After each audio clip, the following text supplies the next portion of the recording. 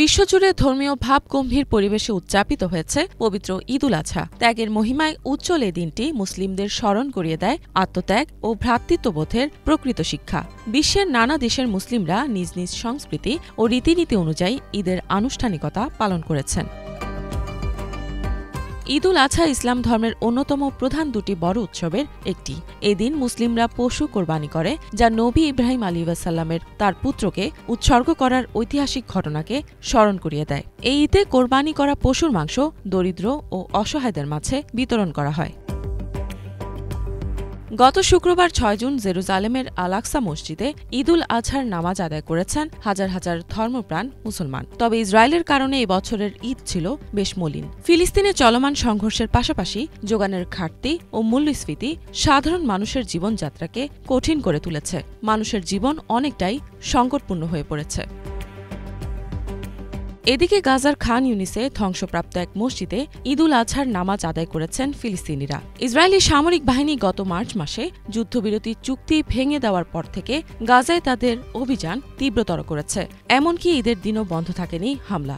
ঈদের দিন গাজার খান ইউনিসে প্রিয়জনদের কবর জিয়ারত করেছেন ফিলিস্তিনিরা। ঈদের নামাজ শেষে তারা তাদের স্বজনদের কবরের সামনে দাঁড়িয়ে দোয়া করেন। একই সাথে শুক্রবার ঈদ উদযাপন করেছেন মধ্যপ্রাচ্য ও উত্তর আফ্রিকার বিভিন্ন দেশের মুসলিমরা। মিশর ও জর্ডানে সকালে ঈদের নামাজ আদায় শেষে পরিবার পরিজন ও বন্ধুদের সঙ্গে একত্রিত হন অনেকে। কেউ কেউ মিষ্টি বিতরণ করেন, কেউ আবার আনন্দের মুহূর্তগুলো একে অপরের সাথে ভাগাভাগি করে নেন। এদিকে ঈদের দিন তিউনিস শহরের প্রাচীন গলির পথ ধরে মিছিল করেছে তিউনিসিয়ার মুসলিমরা। এই মিছিলটি করে তাদের শতাব্দী প্রাচীন ঈদ উদযাপনের রীতি অটুট রাখছে তারা। এই মিছিল শেষ হয় স্থানীয় এক প্রাচীন মসজিদে নামাজ পড়ে।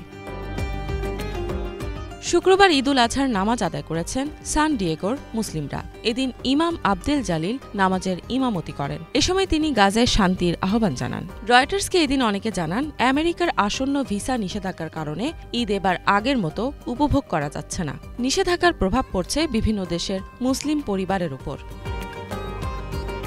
এদিকে শুক্রবার মসজিদে একত্রিত হয়ে ঈদুল আজহার নামাজ আদায় করেছেন ইন্দোনেশিয়ার মুসলিমরা। তারা ফিলিস্তিনের প্রতি সহানুভূতি জানিয়ে শান্তি ও ন্যায় বিচারের আহ্বান জানিয়েছেন।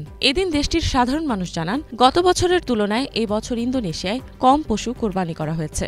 অনেকেই মনে করছেন এর পেছনে অর্থনৈতিক দুরবস্থা দায়ী। অন্যদিকে বাংলাদেশ সহ বিশ্বের কিছু দেশে ঈদুল আজহা উদযাপিত হচ্ছে শনিবার ৭ জুন। ইফাত জাহান, বাংলাভিশন।